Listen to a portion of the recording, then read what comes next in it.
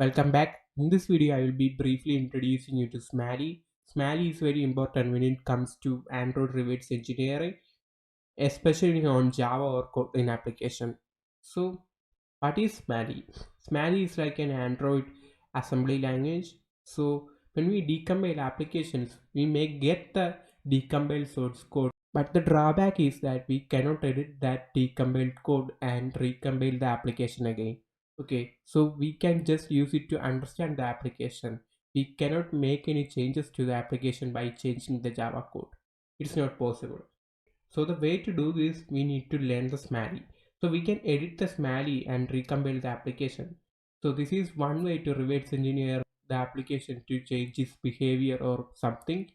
So let us go through some basic Smali fundamentals.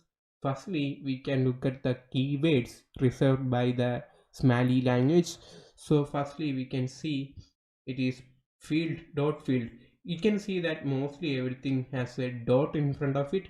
For example, if you look at method, so it has a dot in front of it. Okay, and you can see that there is a dot parameter which is used to define method parameters. Dot prolog for defining method start. Dot line, so we can see an example dot line tol. So this says that this method is within line tol. There is a invoke super which calls the parent function. After that we can see an assignment. I will be talking about this later. Okay, so we'll be starting with the basic data types of Smali. As you can see here, we have B for byte, C for character, D for double, F for float, I for integer, J for long, S for short, and V for void, Z for boolean. Okay, so these are the basic data types we can see in the Smali, and we'll be moving on. So this is the syntax for declaring objects in Smali. So L indicates that it is an object type. So this means this is the package where this object is located, and z which is an object name. Okay, so we can see the syntax, and there is a semicolon, okay, at the end of the object name. So after that we can see the array type. So this bracket and I represents two integer arrays. Let's move on, and these are the registers, main registers used in the Smali. So v1, v0. So v0 is the first local register, v1 is the second local register. So there are v2, v3, v4, v5, etc.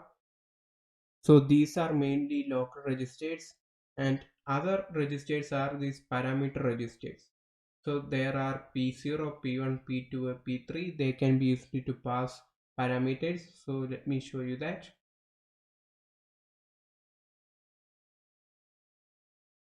So you can see here there are two type of registers, local registers and parameter registers. P0, P1, P2, etc. are parameter registers. They can be used to pass parameters to a function or a method.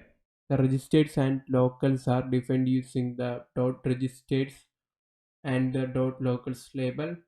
You can see that here, dot registers and dot locals. And after that we can look at the methods. So this is the signature for our method. So method name, package name, object name, and a semicolon. Okay, this is the representation of the method. You can look at an example. This is a Java example, and it returns a plus b. There are two parameters, a and b, right?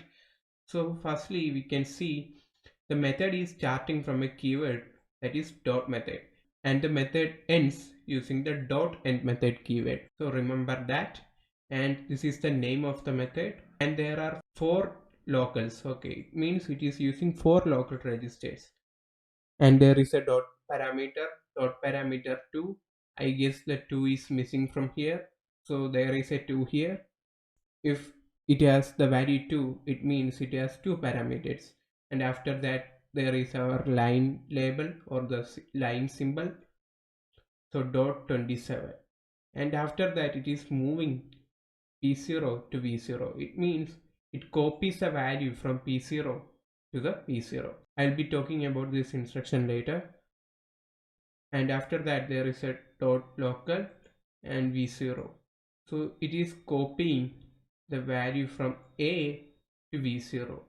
So the v0 register is used to store the value of A and v1 is used to store the value of B.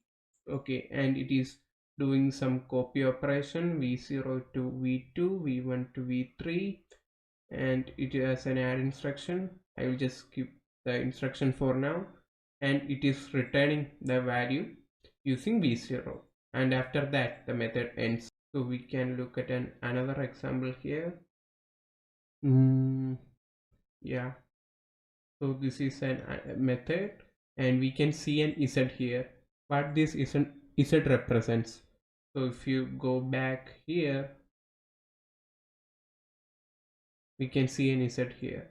It means this is a boolean method. Okay, so z means boolean. If you go here, we can see that z means boolean. So this is a boolean method, and we can see the number of locals, dot locals, and there are some operations going here, some comparisons, go to statements. I'll be covering that later. So this is all for this video. We'll be covering the other portions like constants and stuff in the next video. So bye.